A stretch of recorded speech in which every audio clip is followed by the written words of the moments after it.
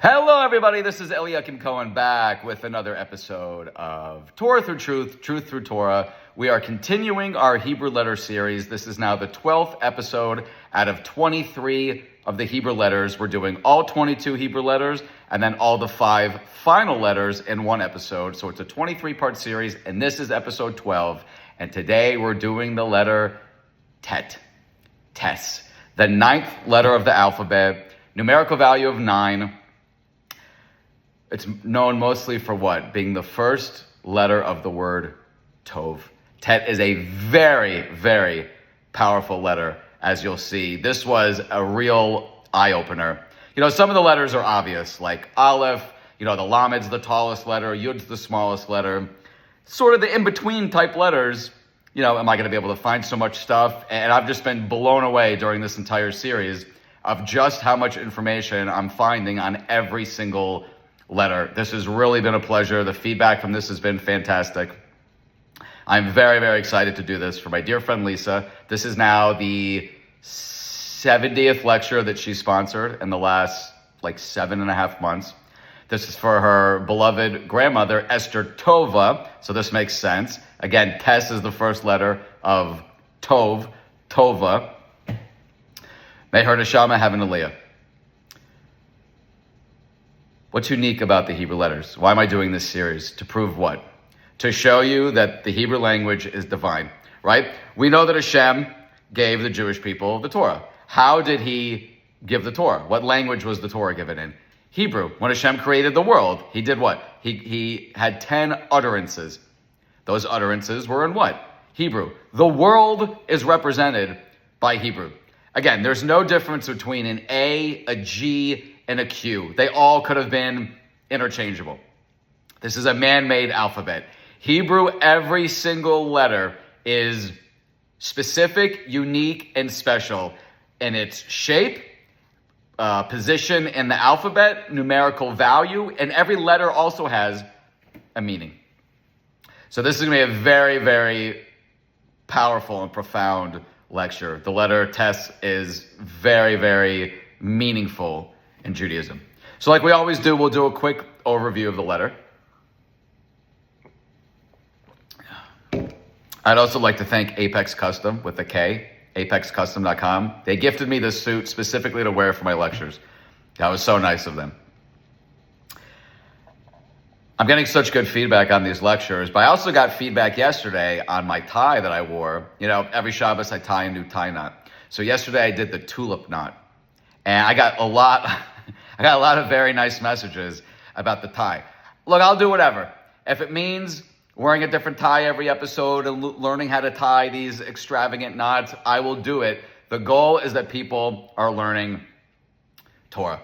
The goal is that people are learning how the world works. That just as my favorite Boston Red Sox cup was clearly not just randomly blew up in a plastic factory outside of Boston, clearly Hashem created the world.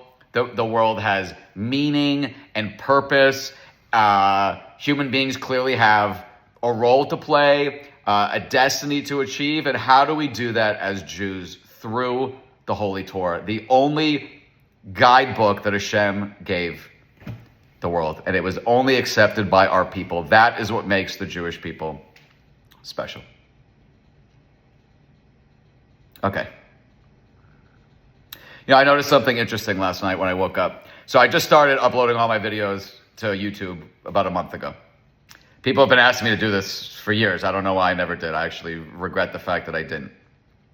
So I check every day to see how much hours have been watched, right? Because if you watch my lectures, you'll know I am fanatical about the Chafetz Chaim's mathematical formula for learning Torah. The Chafetz Chaim says it's 60,000 mitzvahs an hour for learning Torah, because every letter that you're reading is also a mitzvah. So he calculates, the amount of words that someone could read a minute, multiply that by 60, you get 60,000 mitzvahs an hour.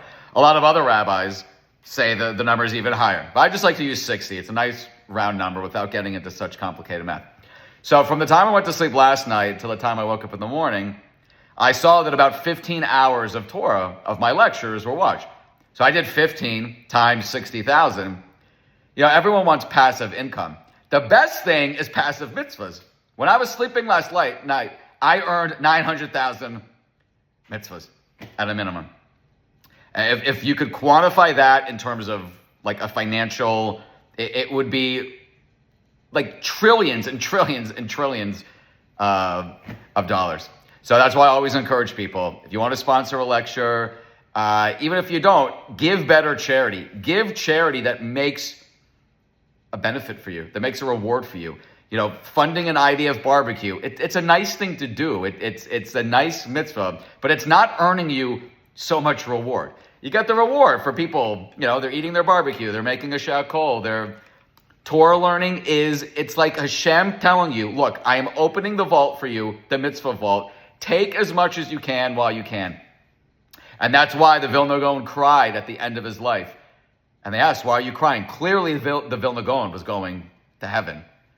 And he said, this world, it's so easy to earn mitzvahs. I'm crying because I'm not going to be able to earn mitzvahs anymore, because once you leave this world, you no longer have the ability to earn mitzvahs, except for what? People like Lisa sponsor lectures for her grandmother. Okay. The Hebrew letter Tes. Okay. 9th letter of the alphabet, of the Aleph Beis. It's pronounced in English like the Tes. Its symbolic meaning is dual, representing both good and evil. That's very, very important. Also, hidden goodness. It has a numerical value of 9. The letter is often depicted as an inverted vessel, pot, or person bowed in prayer. Okay? Its numerical value of 9 is a true number, because any whole number multiplied by 9 results in a number whose digits add up to 9. We're going to talk about this later. And trust me, I got the calculator out yesterday on my phone, and I tried to find any way that this isn't true. Most people know this for the smaller numbers, you have 7 times 9 is 63. 6 plus 3 equals 9. 9 times 9 is 81. 8 plus 1 equals 9. Do this for very large numbers. And again, you add up all the numbers. We'll do an example later. So 9 is known as a true number. We'll talk about what that means later. It's also used to spell out parts of Hashem's name, right? We don't say numbers like 15 and 16 by writing Yud and Hey and Yud and Vav, because those are names of God. So it's always Tes, right? It's Tes Vav or Tes Zion, instead of writing 15 and 16 as a Yud and a Hey and a Yud and a Vav. Again, the symbolic meaning. Hidden goodness. The shape was often described as a vessel, pot, or inverted rim, symbolizing hidden or inverted goodness. Right? The Hebrew word for tov. The Hebrew word for good is tov. Right? You wish someone mazel tov. You're wishing them good mazel. You say that this kid is a yeled tov. He's a good boy. The duality represents the duality of good and evil, purity and impurity, as we'll see. It's associated with the womb, right? 9 for 9 months of pregnancy. And its shape can be interpreted as a person bending their head in prayer to God. If you've watched all my lecture series, you'll say, but you've said that about a lot of letters. Yeah, because a lot of letters look like they're bent in prayer to God. That's literally the essence of our life, is to bend our will to the will of Hashem. So clearly it would make sense that a lot of the letters have this, sort of shared character trait. I found some very cool, just bombs on the test. I'm just going to read them one by one. Some very, very powerful things associated with this letter. And you'll notice, you have 1 to 9, and then you get to the double digits. So, Tes is like a bridge. It's like a link between the single digit numbers and the double digit numbers. Once you start with Yud, you're now at 10. And then Kaf is 20, and Lamed is 30, and Mem is 40, Nun is 50.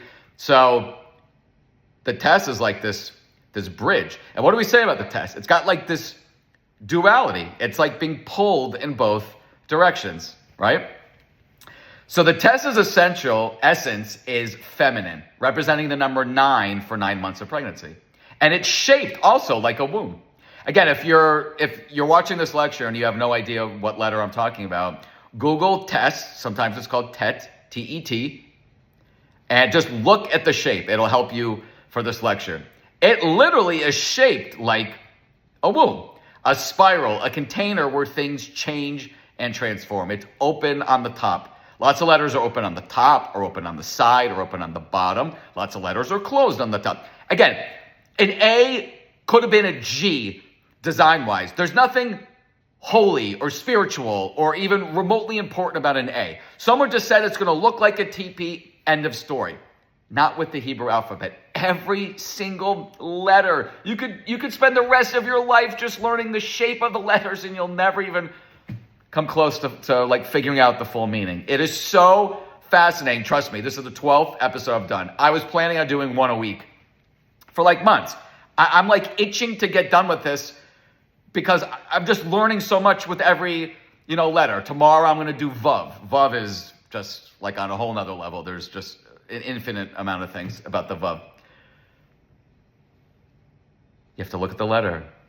Where does it stand in the alphabet? What does it look like? What's its numerical equivalent? What's just the meaning of the letter itself? All of these things are so intrinsic. It's clear-cut proof, if you need it, that Hashem created the world. That there is a divine creator in this world. If you can't just see that from common sense, then at least just dive into the letters. It's a field of manifestation, the essence of the feminine that contains all in her. The infinite is contained in the test, and it brings about the finite. That's very good. What do I always tell people? What's one of the goals of this world? That we take the mundane and we make it holy. The Lubavitcher Rebbe says the goal is to bring heaven down to earth, which is literally what it just said here. The infinite is contained in the test, and it brings about the finite. Again, the test is open from top. So what are we supposed to do? We're supposed to take spirituality and infuse it into our lives. Some of the letters, again, they're open on the bottom, meaning what? We're supposed to take the physical, like this cup of water that I made a blessing on before the episode, and what? It now makes this water, it elevates it, it makes it holy. Literally, it's a two-way street. I mean, when Yaakov was having his dream, and he saw angels going up and down the ladder, that's literally our life. Taking the spiritual, infusing it into the physical, and then taking the physical and making it spiritual. It's like a seesaw, this beautiful seesaw of life. The test is known, every letter stands out for something. Yud is the smallness, Lamed it's the largest letter, Aleph is the first letter, Sav is the last letter. The test stands out for one thing. In all the research, it's basically that it's the first letter of the word good. The first letter of the word tov. I mean, it's the first letter of a lot of different words. Why specifically is good and goodness just like frickin' frack with this letter? Again, there's a lot of letters that start with tests. There's a lot of letters that start with everything. But usually every letter, it's known for being associated with one specific word. But I don't think another letter is known for being connected to a word like the letter tes is connected to tov, right? Yet we just said, it has this dual meaning. It's also connected to evil. How do we square this? The tes is the initial letter of the word tov, which is good. The form of the tes is inverted, thus symbolizing hidden, inverted good, as expressed in the Zohar. Its good is hidden within it. The form of the letter ches symbolizes the union of groom and bride consummating with conception, right? Ches is the letter that's directly preceding the tes. So the form of the letter ches symbolizes the union, right? The letter ches is literally just, it's this. That's what it is. It looks like a chin-up bar. It looks like a workup bar. But it's what? It symbolizes the union of groom and bride, consummating with conception. The secret of the tes is what? Numerically equivalent to 9. Is the power of the mother to carry her inner concealed good, the fetus, through the pregnancy. And this is why I want to start with this, because this is just like, drop like a huge boulder into the sea and just let the ripple effects. It'll get you really pumped for this whole thing, right? So the letter before tes is ches. Ches literally looks just like two people standing under a chuppah. It literally looks like a chuppah. And then what? Then you have the tes, which is 9, which is the pregnancy. And then what comes after tes? Yud. What's yud? Pregnancy is the power to bring the potential to actualization. The revelation of the new actual energy is the revelation of birth. It's the secret of the next letter, which is yud. Yud represents the point of essential life, right? We said that all letters in the Hebrew alphabet start with a yud, that little dot, right? What do you call it? A pintale yid. Yid, yud. What's also the yud? It's like this little baby. It's like this little dot. So you have the chuppah of the 8. You got the pregnancy of the 9. And then you got the little yud, which is the gematria of 10. It's just this little baby. The yud reveals the point of essential life as realized, and the secret conception of the ches, right? 8, the chuppah, carrying it through to this pregnancy. And then you got this little, oh my God, look at that little yud. Oh. Isn't that amazing? 8, 9, 10. 8, 9, 10. Chuppah, pregnancy, little yud. It's just, try doing that in English. Try doing that in, French. Try doing that in Latin. These things are like, I want to like almost belittle it. They're like a dime a dozen. These gems that are just so mind-blowing, thank God, are literally like, yeah, that was cool. Because you just, if you're delving into the letters, you see amazing things like this so often, it almost loses its luster. That's the sad part. Also, like, the amazing part, there is so much here. You got the chuppah. Again, just look at the letters right now. The ches looks like the chuppah. Then you have the tes, which represents pregnancy. And then you have that little baby yud. It's just so beautiful and special. That's the Hebrew language. That's the alpha. That's the aleph base. Okay.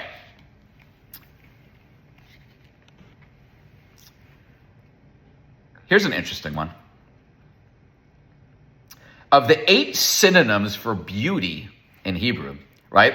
Hebrew's not like English. This is another thing. In English, synonyms, you literally I just wrote my book. I'm still trying to figure out how I want to, because I don't want to publish it for money, but I can't put it on, like Amazon and Kindle. I think you have to charge something. I don't want people to pay. So I really want to do it just as a PDF that I can people can find it somewhere. I'm going to put it on my new website, eliyakim.com. ELIYOKIM. Right now it just goes to my YouTube videos, but we're building a website. So the book will probably be there. So as I'm writing the book, I put it into like an online, like checker. And it'll say, okay, you've used this word like 3 times. Here's another synonym for it. They're interchangeable. In Hebrew, every single synonym is only used in specific instances in the Torah.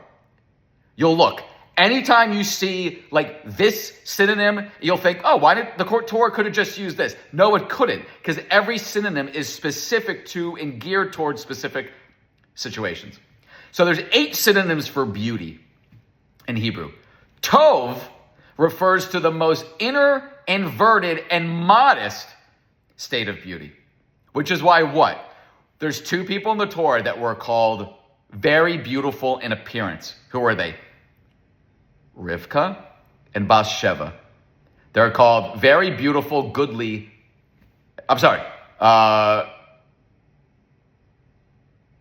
and Bathsheba.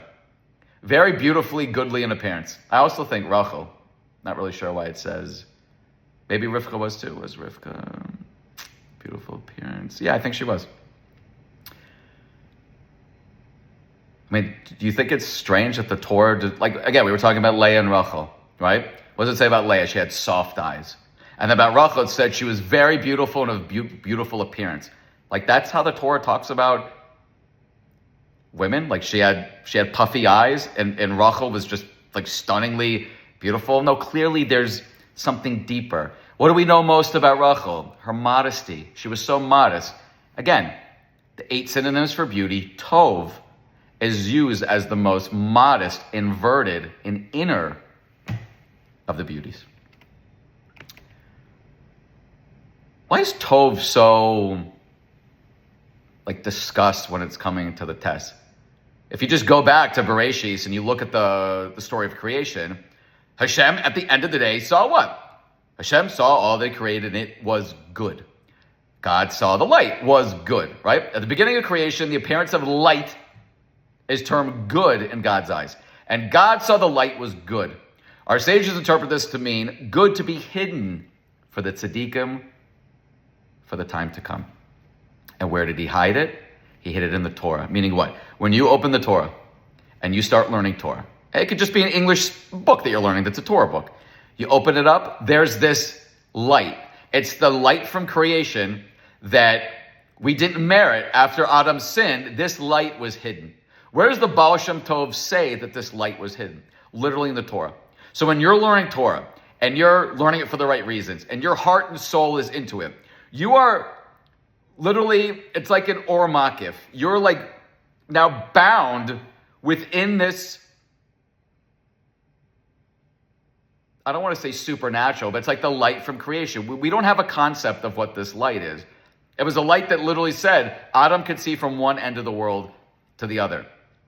It's this spiritual light, this connection to Hashem that the Baal Shem Tov says is where?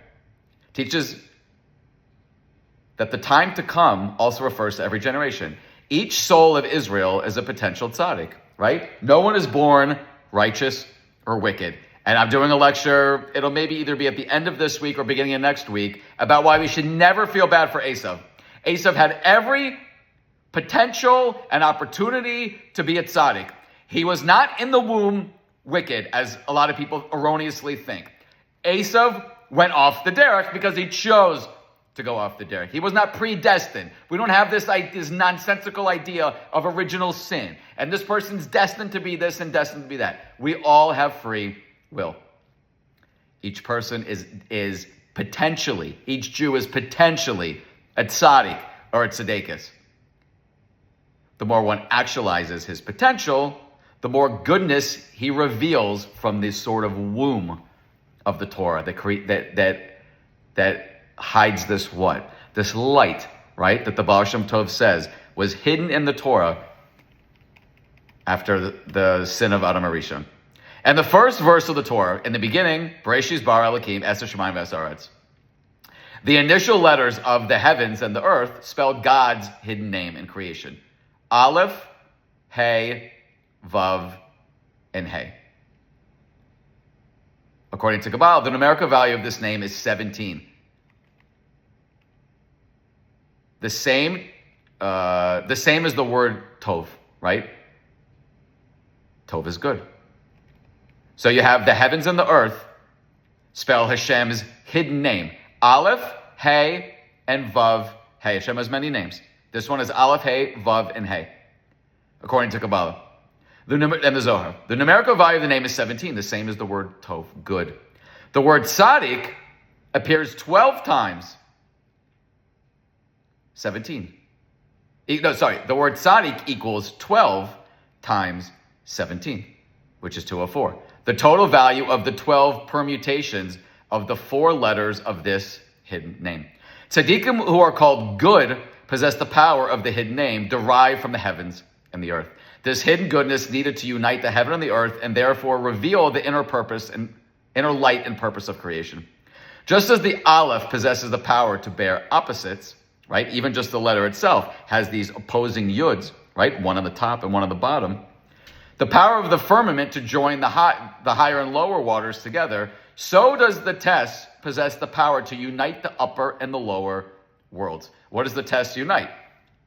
The two-digit numbers and the one-digit numbers. Test is like this connector, right? It's also a connector, the Baal Shem Tov is saying, between the upper worlds and the lower worlds. Why? Because Test represents Tov, and Tov is 17. And 17 is this Aleph, Hey, and Vav Hey name. Chassidus teaches that in the service of the soul, this power is manifest in man when he assumes the state of being in the world, yet out of the world simultaneously. To be in the world means to be fully conscious of the world reality in order to what? To rectify it. To be out of the world means to be fully aware that in truth, there is nothing besides Hashem. It's a deep concept, but it's something that's very important. We basically, why was the Torah created with Beis? We said this last week when we did the Olam Haba lecture, right? Beis represents two, right? It's two in gematria. Hashem created two worlds. There's this world, and then there's Olam Haba. What's the purpose of this world? To use this world to acquire Olam Haba. To take the physical, like a cup of water, and fuse it with spirituality, by making a blessing on it, and then what? You now have this eternal mitzvah that is just like a brick in your sort of palace that you're trying to build, an Olam Haba. Another connection between light and good is found in the story of the birth of Moshe. And she, meaning Yocheved, saw him that he was good, right? Yocheved literally says this. It sounds very similar to what? Hashem saw the world and it was good. And she saw him, meaning Moshe, that he was good. Literally the same concept. Rashi quotes the Midrash, which explains that the birth of Moshe, a great light filled the room. According to the early Masorah, the test in the word Tov of this verse is written extra large. This hints at the absolute divine good entrusted to the soul of Moshe, whose life mission was to fulfill the promise of redemption from Egypt and the revelation of the Torah at Har Sinai. The Egyptian exile is compared to a womb in which Israel was latently pregnant for 210 years. At Sinai, at Har Sinai, heaven and earth were united as viewed in the letter Aleph, right? Aleph has the Yud going up and the Yud going down, and then the Vav connecting it. Thus, the full teaching of the test is that through the service of the soul, all reality becomes what? Pregnant with Hashem's infinite goodness and beauty, thereby bringing harmony and peace to the heavens and to the earth. Pregnancy, along with the word Tov, is basically the ikar of the test. You can just look at it. I mean, the letter itself looks, like it's 8 months pregnant. The letter test looks like it's asking you, honey, can you go get me like pickles and, Captain Crunch? I'm really hungry. That's the letter test. But what do we want? We want the test to be what? We want our lives, we want our souls to be what? Pregnant, filled with, imbued with what? Hashem's goodness. And we'll talk about this at the end with the story about what? Gamza Latova. This too is good, right? We're going to have two sort of ways to view what we think is not good. One from Rabbi Akiva and one from his Rebbe, Rav Nachum Ish Ganzu. And you'll see this sort of pregnant with goodness to what? So that you can get to the point where anything in your life is considered good. You will understand that if you know that everything that Hashem does is for the good, then everything in your life is inherently good, no matter how negative, seemingly, like in quotes, you think it is. We'll end with this story at the end. Okay. Very interesting Gemara. It's in Bava Kama, 55a. Rabbi Yoshua says, if one sees the letter Tes in his dream, it's a good sign. I mean, I've been Torah observant now for 17 years and 10 and a half months. In my entire life, I have never seen a Hebrew letter, I don't think, in my dream that I can remember. Yet, like the Gemara goes into depth about if you see a test in your dream, it's a very good sign. The Torah introduces the letter test in a context of good. The first time that the test occurs in the Torah, it's for the word good. That's why it has this. Again, what do I say in every lecture? If you want to know a concept or a meaning in Judaism, you go to the first place that it appears in the Torah. So when you want to learn about the letter Beis, the Torah literally starts with Beis. So there's a lot to go on there. The first time that the letter Tes appears is in the word good. So clearly Hashem wants you to know something about the Tes that is connected to goodness, or else it would have started with a different, the first time you would have seen a Tes would have been with a different letter. Torah introduced the letter Tes in a concept of good.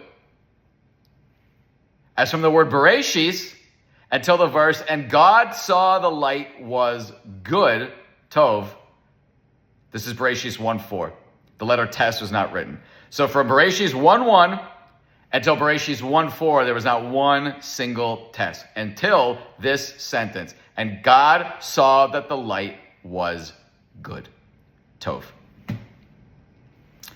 Further there, it is noted that the initial tablets, the Ten Commandments, did not contain the letter Tes. It's very interesting. Gemara also goes into length about this. The Ten Commandments were given, every single letter was on the original Ten Commandments. And they were broken, right? Moshe came down, he saw that, it wasn't that they built the golden calf. That obviously was a negative. What got Moshe so furious that he decided to break? It's that they were dancing around the golden calf. They had no shame. There was no, we shouldn't have done this. Now we see Moshe. They were dancing. It was revelry. That's what they saw in the camp. So when he broke the Ten Commandments, there was no letter Tes on these Ten Commandments. Why? What does the Gemara say? Had the letter Tes, meaning Tes again, is intrinsically linked to Tov. Had the letter Tes appeared on the Ten Commandments that were broken by Moshe due to the shattering of the tablets, goodness would have ceased from Israel forever. Chas v'shalom. Heaven forbid. That's what it means.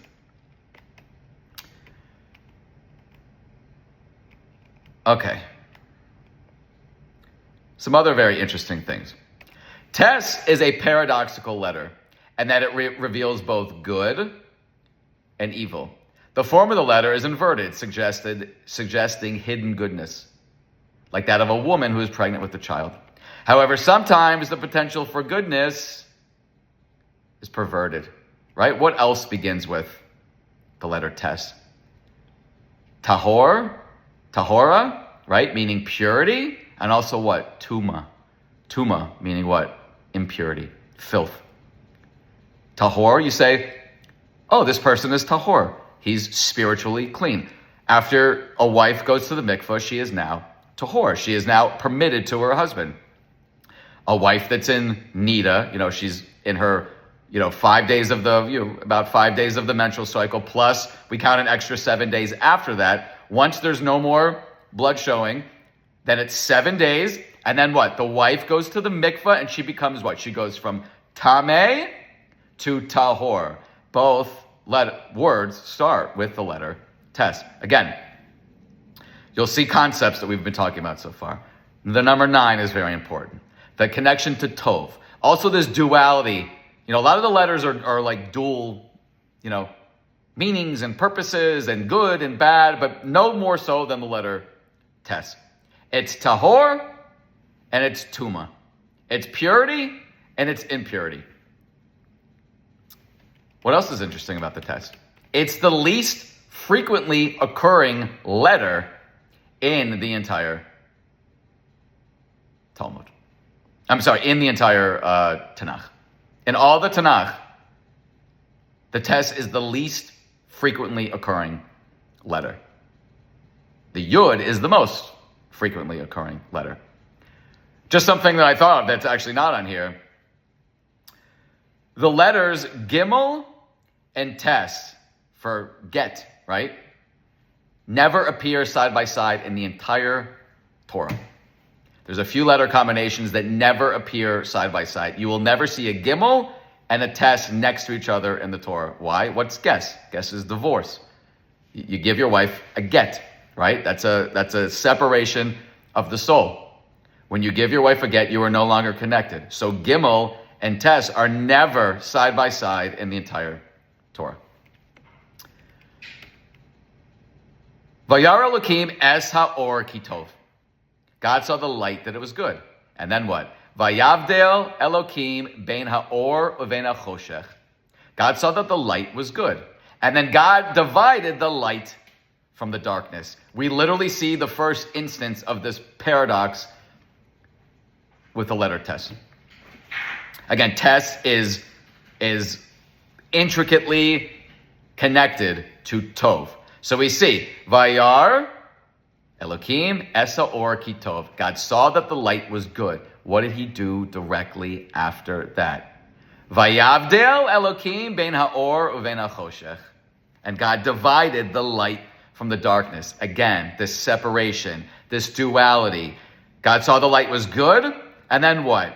There's light and there's darkness. The duality of this letter, it could be good, it could be bad, it could be pure, it could be impure. There's a distinction. That there's like a paradox. God saw the light was good, but that he separated the light from the darkness, making a distinction. God is the source of all that's good in the universe. What do we say? Hodu es Hashem tziva'os kitov. Hodu Hashem kitov kilam chasto. We say this over and over again in davening. Hodu Hashem kitov. Give thanks to Hashem because he's good. Ki liom chasto. His kindness endures forever.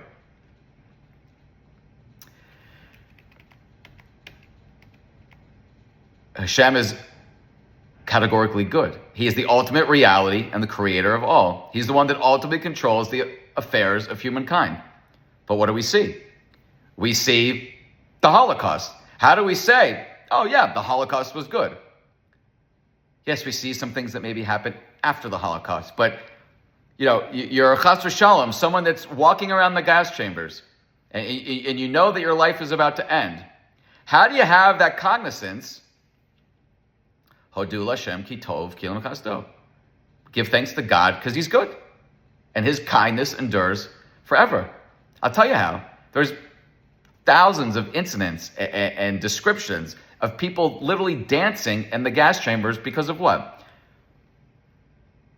A, they knew they were going to the next world, they were going to a very exalted place, and they just knew that for some reason, this is what Hashem wanted.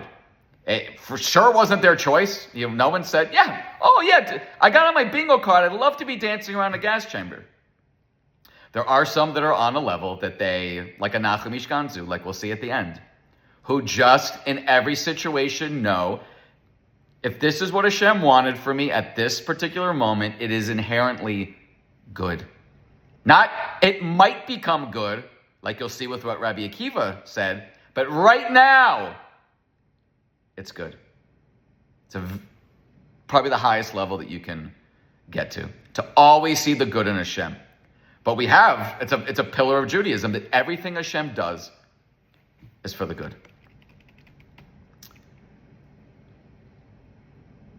How do we just start off davening in the morning? Yotzer or uvarei choshech.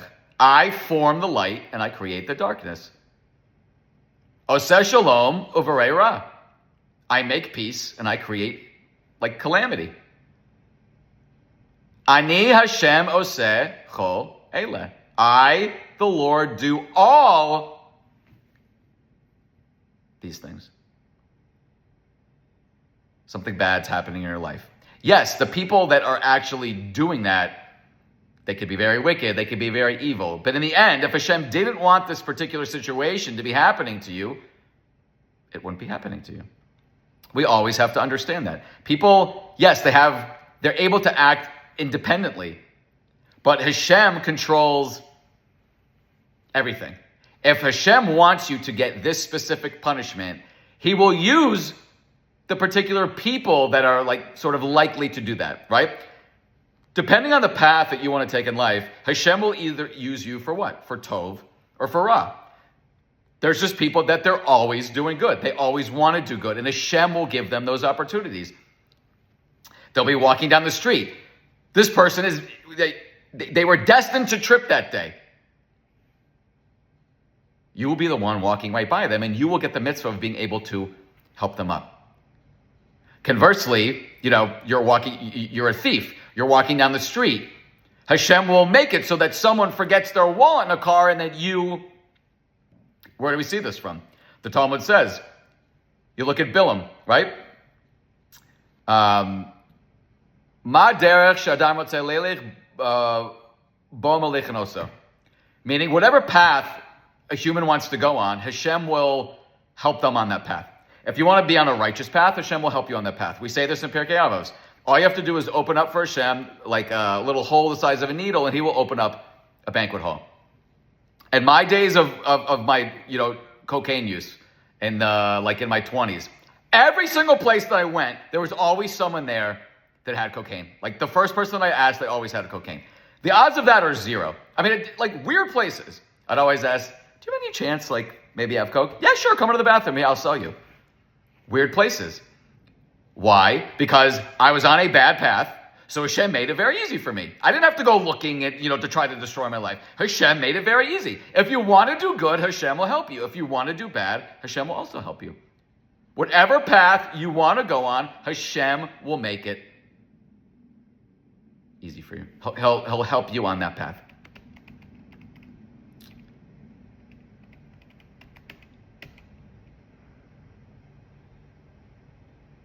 We have two interesting blessings that we say. We have a blessing, hatov v'hametiv. Right? We do this when, let's just say you're sitting down, for dinner and there's like 2 bottles of wine on the table. And then your host gets up and says, I've been saving this bottle of wine, for the last 10 years. Here it is. It's like a 6,000 shekel bottle of wine. What do? Even though we've already made, Berei Pri Agafen and had Kiddush, you take the cup and you say, Baruch atah Hashem, hatov v'metiv. Right? We are thanking Hashem. We are affirming that Hashem is good and does good. We also say a blessing, what? When we hear tragic news, you just got news that someone passed away. You say what? Dayan emes, right? Hashem is the truthful judge. It says, like in the end times, when Mashiach comes, we're no longer going to say, Baruch atah Hashem, hadayan emes, right? Because we're going to know there's no such thing as tragic news. That if we know that everything that Hashem does is for the good, then every single blessing we're ever going to make is what? Hatov v'metiv. Again, there are people that understand, like we'll see in the last story with Nachum Ish Ganzu. There are people that are on a level that nothing rattles them. Nothing is too hard for them. Because everything in their life they know is goodness emanating from Hashem. Whether they can see it or not is irrelevant. They know that everything Hashem does is for the good, and it's like a beam of light that they just, like in the cartoons, like when Tom and Jerry, that's my favorite cartoon. There'd be like a smell or a scent like wafting into the, and Tom would get up and he would just like a zombie, just like walk after this scent into the kitchen. There are people that they have that sort of connection to Hashem that they don't question anything. Nothing is bad. Everything is atov v'hametiv. Hashem is good and He does good, and that's it. This principle can be seen in the story of Moshe and his staff, right? What did Moshe do? Hashem told Moshe to throw down his staff, right? In obedience of him. What did he do? Threw down the staff. It became what? It became a snake, right? And then the staff was transformed back to the spiritual staff. This is the staff that he used the whole time. And then what did he do with the staff? He hit the rock, right? Later, Moshe sinned by using this staff again, in a sort of like disobedient way by striking the rock twice, indicating that he attempted to retake sort of his own autonomy, right? Hashem is telling Moshe, you need to go to Egypt and redeem the people. Moshe keeps saying, no, I'm not going. Like, I'm a man of terrible speech. So Hashem says to Moshe, throw down your staff. Throws down his staff and it turns into a snake. And Moshe gets terrified that the staff became a snake. Turns back into a staff. The staff now has like unbelievable connection to just so many incredible things. It's the staff that Moshe used when he's splitting the sea and all these other things. And then what? He uses the staff again to what? To disobey Hashem by hitting the rock twice. And that was his downfall. That is why Moshe could not go into the land. The test basically is a dual letter. It means what we want it to mean. It could be tahor, or it could be tuma. It could be good, or it could be evil. Like every other thing in life, the test really embodies, what's good. What's good is what Hashem says is good. I mean, I try to mention this in almost every lecture. Stalin and Hitler and Mao thought that they were doing was good. They thought that the elimination of the Jews or, of their enemies was good. We don't get to, 250,000 people in Tel Aviv, celebrating homosexuality when Hashem utterly detests it, and it's very clear cut in the Torah. They think that that's good. Gazans, coming in and butchering and raping, they thought that was good. We as human beings do not get to invent what goodness is or what a moral compass is. Hashem created the world. He told us what is good. He told us what is moral. He told us what is righteous. He told us what is worth, endeavoring towards. We do not get to do that. We basically are the test. How are we going to use the life that Hashem blessed us with? How are we going to use the Torah that Hashem gave us as a gift? That is really, the embodiment of the test. And where do we see this? Devarim 30:19, one of the most famous pasukim in the whole Torah.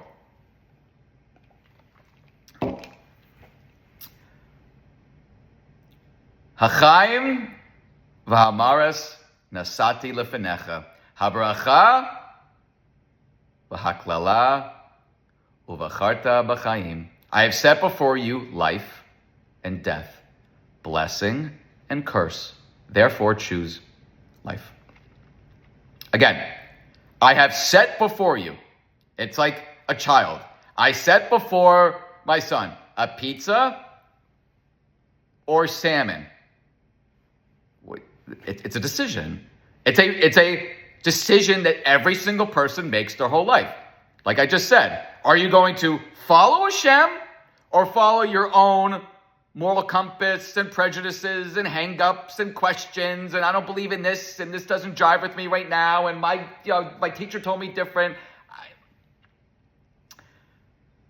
I have set before you life and death, blessing and curse. Therefore, choose life. And choosing life is what? Inherently good. This is the goodness. This is the life. This is the blessing that Hashem wants us to choose.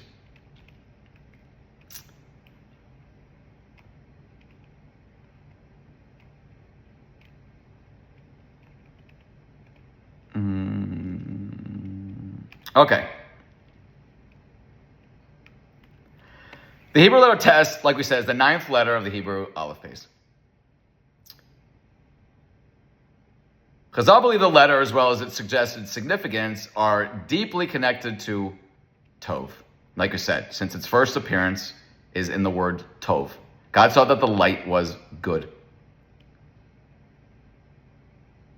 The letter test continues to be found in the word Tov throughout the entire creation. It's always God saw that it was good. The test carries a positive connotation of goodness. However, there is the opposing theme, a rival duality, that is also associated with it like the opposite side of the same coin. Tes is the first letter of tahara, purity. It's also the first letter of tuma, impurity. The middle verse of the entire Tanakh is verse 8 of Tehillim 1:18, which says, "It is better to trust in Hashem than to put confidence in man." In Hebrew, it's read, Tov lachasos b'Hashem miptoach ba'adam. The sentence starts with the Hebrew word tov, which begins with a tes. That means that the first letter of the first word of the middle verse in the entire Tanakh is tes, right? What other notable Hebrew words start with tes? We have tov, tahor, tevila, right? Meaning you go into the mikvah, you take a kli, you take like a new beautiful plate that you just got, you dunk it in the mikvah so that what? So that you can now eat it. You can't just go out and buy plates or buy utensils and just start eating. You need to what? Tevila, mikvah, you now make them what? Tahor, you make them pure. Tal, meaning dew, says that the world cannot live without dew. Dew always drops no matter what. Tipa, meaning a drop. Ta'im, you say, oh my gosh, that meal was so ta'im, that juice is so ta'im. And teva, meaning nature, all start with the letter tes. Okay, how about the design?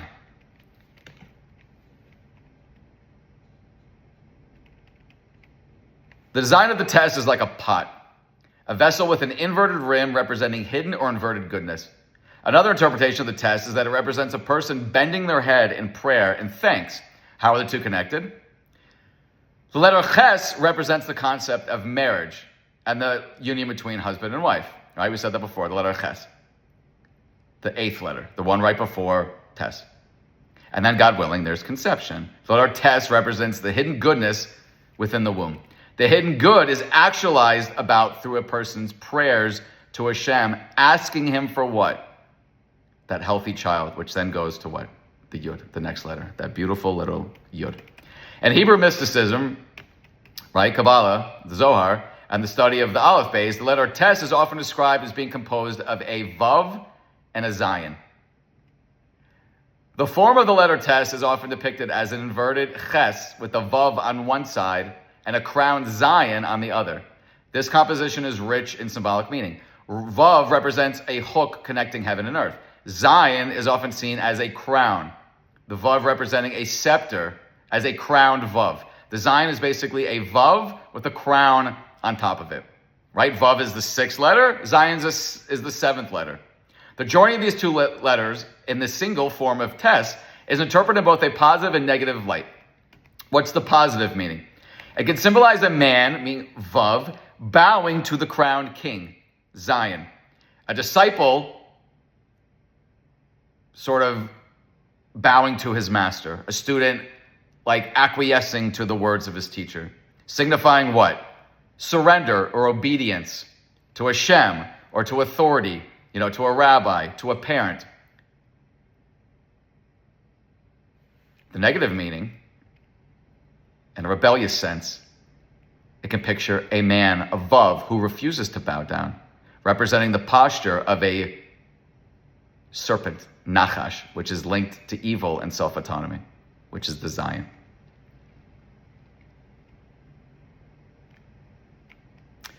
Rav Zamir Cohen says something very fascinating. Okay. The shape of the letter tes represents a basket covered from above, except for an air opening created by the lid pointing downwards, allowing for entry without exit. This indicates that everything created at the time of the world's creation and all that is done in the world is stored within and never lost, even if its form changes. As it's written, that which God does will be forever. Nothing can be added to it and nothing can be subtracted from it. To clarify this, we add that while the form of the letter peh also appears as a box with an opening, its opening lies at the bottom. And its open door stands in a way that allows everything within it to roll out. That's because the peh, meaning the peh, is the mouth, expresses an opening and exteriority. In contrast, the opening of the letter tes is on top, and its door leans slightly inward for what? only entry inside. The letter tes also appears as a serpent with its tail pointing towards its mouth. The nachash, right, symbolizes what? We did a whole lecture on this. The Yetzer Hara, right? The nachash, the snake in the story of Adam and Chava is the evil inclination, right? Tempting Chava to disobey Hashem, whose role is to tempt humans not to observe the mitzvahs of the Creator. As is well known, the purpose of creating this evil inclination is to allow humans to build their spiritual world through confronting challenges. Thus, they earn divine goodness by keeping the Torah's commandments, and not as a charitable free gift. Did a whole lecture on this. Hashem could have just taken us and put us into the next world. Why do we have to go through this world? This, 70, 80, 90-year world in order to get to eternity. Why not just put us in eternity? Clearly, this world has meaning and purpose and something to achieve. Thus, earning goodness is by keeping the Torah's commandments and not as a charitable gift. Therefore, it's said in the Mishnah, in the Midrash, regarding the verse, and God saw everything that he had made, and behold, it was very good, very good. This is the evil inclination. Through it, one sees the divine good. Hence, it is wonderful that the evil inclination is hinted at in the form of the letter tes, the letter of good. Again, the letter tes has this Zion attached to it. The Zion could be like a snake with its tail in its mouth. Even the mud implied by the letter tes hints at the serpent about which is said, and the dust you shall eat all the days of your life. And the mouth of its tail pointing towards, in the form of a tail pointing towards its mouth. The principle of cyclicity and the letter tes is hinted at. However, on the other hand, the serpent representing the evil inclination might lead a person into the cycle of pursuing material wealth or desire. It's a pursuit with no end. As it's written, he who loves money will not be satisfied with money. Hu ohev kesef lo yispa kesef. Shlomo Melech says this in Mishlei. This person, instead of striving to receive the good in the letter tes, drowns in it, right? Again, tes is enclosed. You go into a room. It could be a good room. It could be like one of those escape rooms. You could drown in this tes by a sea of desires, revolving your entire life around the material. Instead of being pregnant with Hashem's goodness, you're pregnant with just nonstop. I got the Porsche, now I need the Ferrari, now I need this. He just had an addition on his house, I'll build a bigger one. That's also included in the test. The negative aspect of the test. This endless cycle. Therefore Hashem sent the burning serpents to the people of Israel in Har Sinai after they sinned with the advice of the evil inclination. The serpent said, your own wickedness shall correct you. The evil a person does is what punishes them. And as Chazal taught us in the Talmud and in the Zohar, that the evil inclination which tempts the sinner is the Satan. It's the angel of death, the Malach HaMavis. Thus, on the other hand, Israel's remedy in the desert was by a serpent, right? Israel was getting bitten by these poisonous snakes and they were dying. So what did Moshe do? He set up this copper serpent for them to look at. They're being bitten by this snake. They're also being saved by this snake. Hashem made a serpent of copper and set it up on a pole. And it came to pass that if the serpent had bitten any man, when he beheld the serpent, he lived. Again, this duality. The serpent is biting the person and killing them, but then through the serpent, they're also living. Why? Because everything has this inherent goodness and potential possible evilness within it. This teaches us that the same evil inclination can also be good. To do what? Elevate the Jewish people spiritually to get closer to Hashem.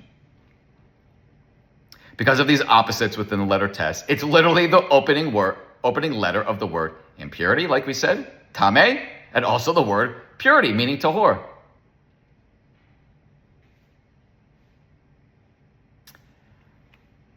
Where do we see 9?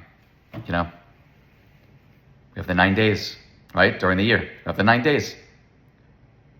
The 9 days is what? It's a time when what? It says, Misha nichnas ba'adar, marba b'simcha. Right? When Adar comes, we increase our joy. So too, when when Av comes, we lower our joy. Why? Because one was both temples destroyed. 5 calamities happen on the 9th of Av. Again, 9. But what else is the 9th of Av, right? Both temples were destroyed on the 9th of Av. But what else is on the 9th of Av? It's the birthday of Mashiach. That is the day that Mashiach will be born. So again, the 2 biggest disasters in world history were the destruction of the 2 temples. It's also the day that Mashiach was born. Again, everything with Tes and Tov and 9. You see this duality. You see this. It could reach the depths of despair, the depths of evil, or it could be the birthday of Mashiach. It could be the first letter of the word Tov. It could be the first letter of the word Tahor, pure. That's the letter Tes. The letter Tes is one of the letters of royalty, it's called. There's 7 letters. You can remember this from, it's called Shatnez Getz. 7 letters that have these crowns on them. Shin, Ayin, Tes, Nun, Zayin, Gimel, Tzadi. All have crowns. It's called Tagim on the letters. The letter Tes is one of the 7 letters which receive 3 crowns in its writing. This concept is explained in the Midrash, Osios of Rabbi Akiva, right? Rabbi Akiva was the one that could see these crowns, these Tagim, and he could deduce, it says, wagon loads of information from each one. So much so that when Moshe, was writing the Torah, it says that he went up and he saw Hashem like tying crowns on the Torah. And Moshe said, what are those crowns? And Hashem says to Moshe, like generations from now, there's going to be a great man, Akiva ben Yosef, who's going to be able to deduce. So Moshe said, if there's going to be a rabbi that's going to be able to deduce, wagon loads of information from each crown that I can't do, why not give the Torah through him?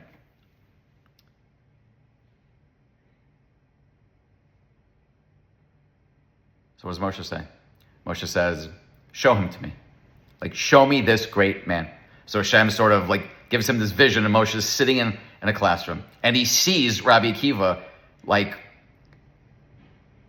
giving a shir to his Talmidim and going in depth about one of the crowns of the letters. And Moshe felt dejected. He was devastated. Until Rabbi Akiva says, and this is the halacha from Moshe, from Har Sinai. And then Moshe felt better. And then Moshe says to Hashem, show me his end.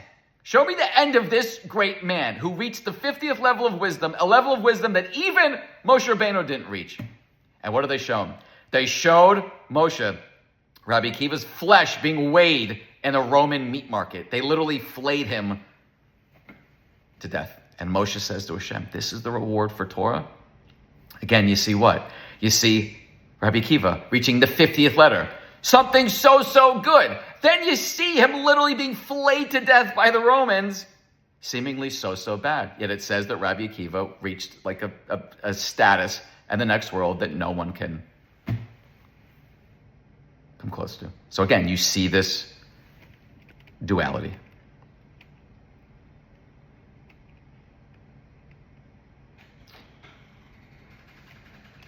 Okay.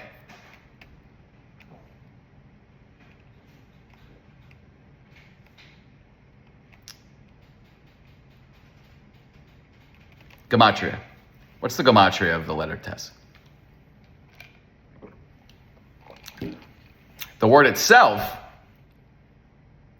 is Tes, Yud, Sav, right?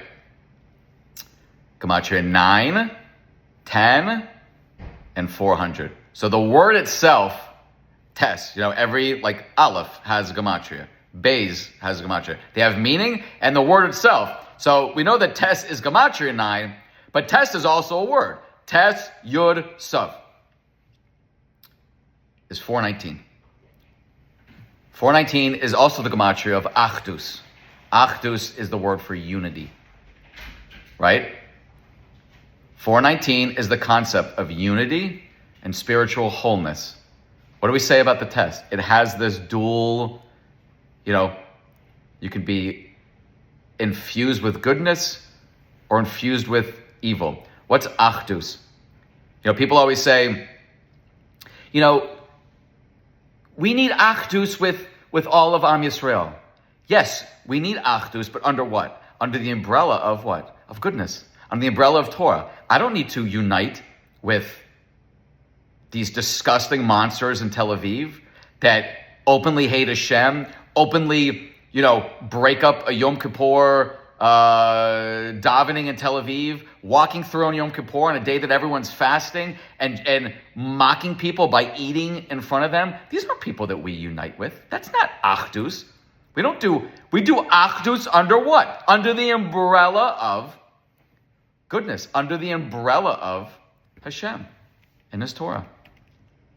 The letter 9 has the value, the letter test has the value of 9. Right? What else is the value of 9?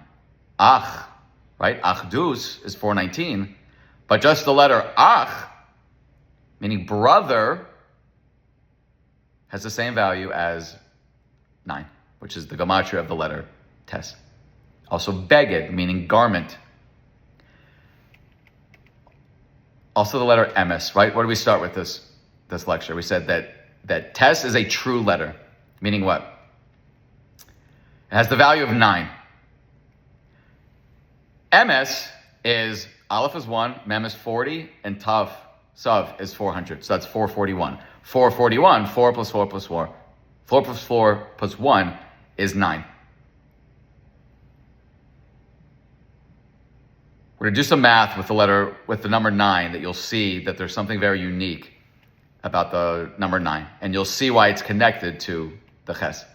Conversely, the word for falsehood is sheker, shin kuf resh. 300, 100, 200, which equals what? 600. 600, you take the absolute value of that. You basically get rid of these zeros and you have 6. 6 is what?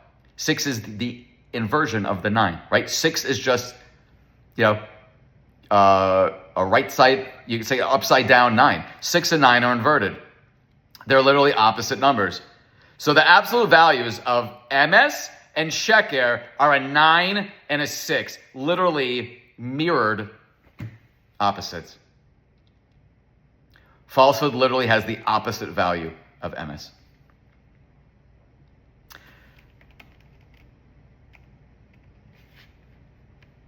Okay, so the 9 months of pregnancy, of course, is the most noticeable connection with 9. But what else? There's other very fascinating things with 9. We talked about the 9 days, right? From the 1st of Av until Tisha B'Av, it's called the 9 days. The worst, day of the year on the calendar. The restrictions for Tisha B'Av are even more severe than they are for Yom Kippur. What makes 9 a true number? Why is 9 also connected to emes, right? To the word for truth. And again, Hashem's seal is emes, right? What makes 9 a true number is that if you multiply any whole number by 9, the sum of its digits is also 9. 2 times 9 is 18. 1 plus 8 is 9. 3 times 9 is 27. 2 plus 7 is 9. 9 times 9 is 81. 8 plus 1 is 9. The gematria of emes, like we said, is 1 and 40 and 400. 4 plus 1 equals 9. 9 represents the number of truth.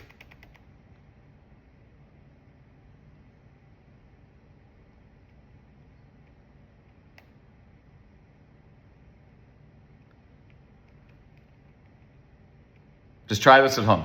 Take like a very large number, multiply it by 9, like a big one. Take like 2,867 times 9. Then add up all the numbers. You'll probably get a number, that's like 45 or something like that. Well, 4 plus 4 equals 9. How do we end this? How do we see this unique connection to goodness, which is really the ikar of the whole letter, right? 9 has to do with goodness, also has this dual aspect, has to do with purity, also it's the first letter of impurity. We're told by what? Hashem to choose good. I'm setting before you a path, right? Did a whole lecture on, I think, the three most important words of the whole Torah. Ata haresa lada'as, right? Hashem is saying to the Jewish people, you have been shown lada'as, to know. Lada'as is a verb, meaning you've been shown everything you need in this world, lada'as, to know. You can look at nature and just, unless you're mentally sick, you can see there's some sort of, intelligent design behind nature, right? The sun comes up, at the same time every day, like either a minute or a minute after. The seasons, every single spring, everything blooms, and then in winter it dies. The human body, you got 190 trillion connections in the brain. One blood vessel pops, you can just go poof right there. 2 million things in your eye that make your eye work. If you can't see it in those two places, the easiest place actually to see it is in the Torah. And what's the proof of this? You're now starting to see these medical advancements that you're like, oh my God, theoretically, it seems like scientists could play God at some point. No, they can't. They'll never be able to infuse any creation they ever make with the soul. Why? Because the soul is eternal. A soul is literally a spark of Hashem. Where's the easiest place to see God? In His Torah, clearly. If you go to a company, you start a job at a company, how do you know what what your boss wants the most? You typically just, we can't talk to God. He's not a being that we can sit and just have, God, do you mind if I interview you for an hour? We have His Torah. Just on the letters, you should see there's something very unique about the Hebrew alphabet. The Torah itself, Ata Horesa Lada'as. You've been shown. There is no excuse. People always say, I don't do that because I'm not Orthodox. That's the dumbest, cop-out ever. If you're from Wyoming where you can drive 80, and then you get pulled over in New Jersey where you can really basically drive 60, you don't just say, oh, I'm from Wyoming. No, you're in New Jersey. You need to know the laws of the place that you're in. We are living in this world. Rabbi Victor Miller says that 99.99% are going to live their whole life, and for not 1 second they will ever question what they're doing here, what their purpose is, why they were born to specific parents, why they look a certain way, why they have this strength and this weakness. There's no excuse in the next world. Why? Ata haresa lada'as. No matter where you are in the world, you should be able to see God. You weren't born into a religious family. You don't have such a connection to the Torah. You can't just look in the mirror and say, you know what? That's weird. It's weird that basically I have the same exact components of every other animal in the world. The dog has 2 eyes and 2 ears. Has a heart, has a mouth. Yet, now that I'm doing that, I think, there's something interesting about people. We're the only ones that can speak and critically think. Okay, so that's pretty cool. At least I was made a human and not a dog or a rock or something like that. Oh, you know what? Rain check that. There's a new Netflix series on, and then boom, another 10 years go by. The person will never have that thought again. That's the world. That's the world that we're living in. Who knew how important every single aspect of the world was? Knowing that everything Hashem does is for the good. This is how this particular legend, rabbinic legend, lived his life. His name is Nachum Ish Gamzu. There's actually a community in Israel outside of Yerushalayim, Gamzu. He's known for the famous saying, Gamzu Latova. This is for the good. Gamzu Latova. This is for the good. Also, this is for the good. Meaning, don't think it's bad. This is for good. Not, we need to see the outcome and then we'll say that it's good. This is good. Here's the story. We'll end with the story, and then I'm going to literally mic drop with this unbelievable, word pattern from Megillus Rus, and I think you'll have a pretty good grasp of the beauty of the letter Tes. The meaning of Tes is Tov, which means good or best. A story is told in the Talmud about the great Torah sage Nachum Ish Gamzu. He always said, Gamzu latova, this too is for the best. One day, Nachum Ish Gamzu traveled to the Roman emperor to give him a treasure chest full of precious metals and jewels as a gift on behalf of the community to avert a decree. That night, he slept in an inn and stowed the jewel-laden chest in a secret hiding space. While he slept, the innkeeper switched the chest with another chest, keeping the treasure for himself. The next morning, when Nachum Ish Gamzu was about to leave the inn, he opened the chest, and to his dismay, there were no longer diamonds and rubies inside. And instead, the entire vessel was filled with sand. Nachum Ish Gamzu said, Gamzu latova, this too is for the best, and continued on his way. No temper tantrum, no nothing, just Gamzu latova. He arrived at the palace and said, Emperor, because of our great respect for you, my town is presenting this gift to you. The emperor opened the chest and saw the sand. He thought, well, there must be something else beneath it. He sifted through the sand. He dug his hand into one piece of the chest, then the other. All he found was sand. The emperor said, for mocking me, I am going to put you to death.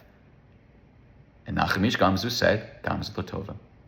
As they were literally walking him to his death sentence, in walked one of the emperor's advisors. It was Eliyahu Hanavi in the guise of a Roman senator. What are you talking about? Eliyahu declared. Do you think the Jews are stupid that they would bring you this chest of sand knowing that you want to kill them and they're trying to avert a decree? Clearly there's probably something special with this sand. Do you think they're so foolish they'd give you simple sand? This must be the same sand that Avram Avinu used when he fought the 4 kings. It says that he threw sand and it would shoot into arrows. He possessed magic sand. He threw it in the air and the sand turned into knives and spears and arrows. Really? Responded the emperor. Let's try it out. At that time, the emperor's forces were in the midst of a war trying to conquer a neighboring province. The emperor sent the chest to the front lines with the soldiers and they began to throw handfuls of sand towards the enemy. Lo and behold, the sand transformed into arrows. In a day or two, the Roman army was able to overwhelm the entire province. The emperor thanked Nachum Ish Gamzu profusely, saying, because you did this for me, I'm going to reward you with a chest full of gold and silver. Take it back to your people and tell them if they ever need anything, they should come to me. I'll be happy to oblige. On his way back home, Nachum Ish Gamzu stopped at the inn. The proprietor asked him, thinking he was going to be killed, what gift did you bring the emperor that he showed you such honor? He replied, well, I had this chest full of sand. I brought it to the emperor, and this magical sand turned into arrows and spears when thrown at his enemies. The innkeepers heard this and said to himself, wow, that's the sand in my backyard. So what did the man do? He filled up the entire wagon full of sand. The innkeeper brought this emperor the sand and said, you know the sand Nachum Ish Gamzu brought you last week? This is my sand. It's the same stuff. The emperor was overjoyed and immediately sent the wagon of sand to the troops. When the magic sand turned out to be a sham, the infuriated emperor ordered the execution of the deceitful innkeeper. Then there's the second famous story. This one featuring Rabbi Akiva. Right? Again, Rabbi Akiva did the whole story about the tagim, crowns on the letters, these 7 Hebrew letters. One of them, of course, is the Tes. Rabbi Akiva, what? Hit the 50th level of wisdom, even surpassing Moshe Rabbeinu. Moshe Rabbeinu said, let me see this great man. Let me see what his outcome is. And then they showed the flesh of Rabbi Akiva being weighed in a Roman market. That's how torturous and cruel his ending was. And Moshe Rabbeinu could not understand why. And he asked Hashem, and Hashem literally told him, don't say another word to me. This is my decree. Rabbi Akiva was a student of Nachum Ish Gamzu, who was known to say, Kol da'avid rachmana latav avid. Whatever God does must be for good. The tale is told how Rabbi Akiva traveled with a candle, a rooster, and a donkey. The candle so he could study Torah at night. The rooster, his alarm clock to wake him up for Torah study, and finally the donkey to carry his possessions. Rabbi Akiva stopped at a city and tried to get lodging at an inn, but there was no room available. Rabbi Akiva went from house to house, but nobody would let him in. So what did he do? He walked into the neighboring woods and set up camp. All of a sudden, a strong wind kicked up and extinguished the candle. A few moments later, a ferocious lion emerged from behind the tent and killed his donkey. What was left? Just the rooster. A ravenous cat then came and devoured it. Rabbi Akiva was completely stuck. What did he say? Whatever God does must be for the good. The next morning, Rabbi Akiva discovered that a band of robbers had attacked the town during the night before, mercilessly killing the people and stealing all their money. The robbers escaped into the forest. If they had seen the candle or heard the noise of the rooster and the donkey, Rabbi Akiva would have met the same fate as the townspeople. God saved his life by extinguishing the candle and taking his animals. There's a big difference between the terminology of Nachum Ish Gamzu and that of Rabbi Akiva. Nachum Ish Gamzu said, Gamzu Latova. Even though something might appear negative, it itself is good. The chest full of sand was good, regardless of the loss of the precious jewels. And so it was. This was his philosophy, his ethos of living. Nachum Ish Gamzu's approach was that was not that he would later see the value of the good, but that it was intrinsic now. It was immediate now. There's nothing bad now. On the other hand, the story of Rabbi Akiva, the actual loss of the donkey and the rooster, according to him, was not good. But it was a smaller loss compared to a greater potential loss. Rabbi Akiva eventually saw the good the very next day, but the immediate sacrifice was viewed as a negative. We can all learn a practical lesson from the above. When we're taking a trip, for example, our tire might suddenly blow out. We might think, oy vey, it's going to kill our plans. We'll have to spend hours changing the tire. Then we'll have to stay at a hotel, making up the trip in one day. Now we could say, perhaps God is saving us from yet a worse situation that would take place had we continued on our trip as planned. Right? Like Rabbi Akiva said. But the emes, right? Emes, 1 plus 40 plus 400 is 9, right? Gematria of test. The truth is that standing on the side of the road with a flat tire at that time is in itself good. Like Nachum Ish Gamzu said. Even events that are not readily perceived as being positive are, in essence, totally good. Because everything that comes from Hashem is what? Tov. That's the lesson of the test.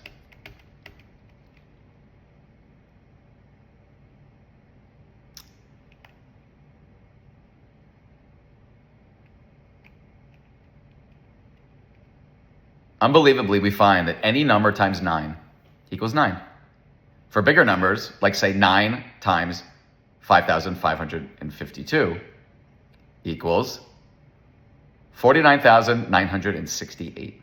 4 plus 9 plus 9 plus 6 plus 8 equals 36.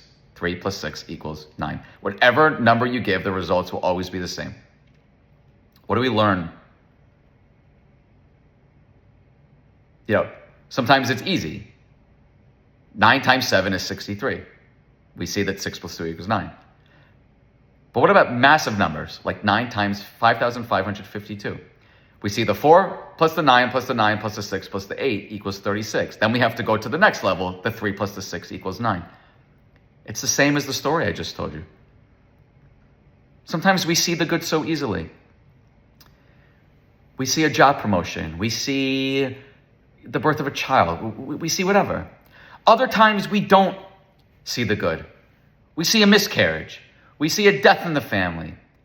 It's harder. Like the bigger numbers. You got to go to the end, and then you got to pare it down again, and then you got to get to the, 3 plus 6 that equals the 9.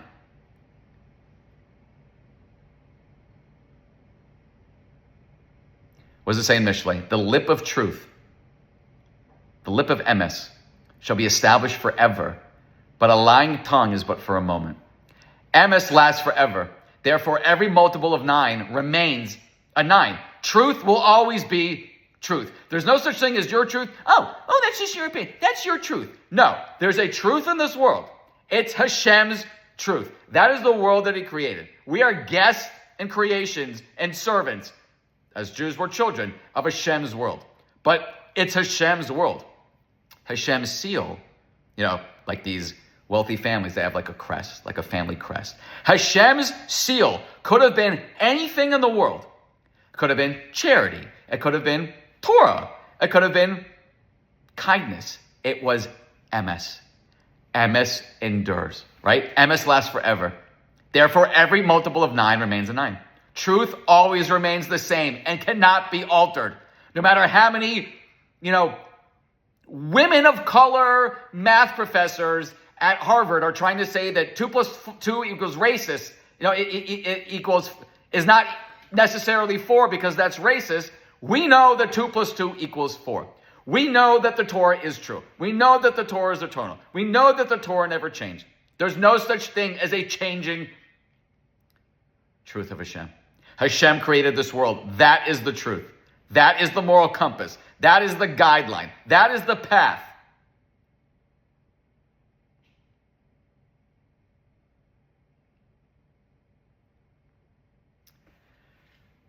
Truth is the seal of Hashem.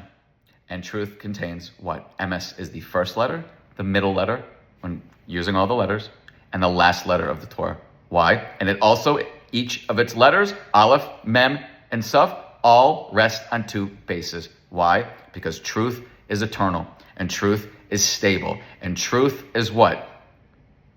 Tov. Truth is Tov. The truth is good. What do you say to your child? It's good that you told me the truth. What's Tov? Tov is literally the letter Tes.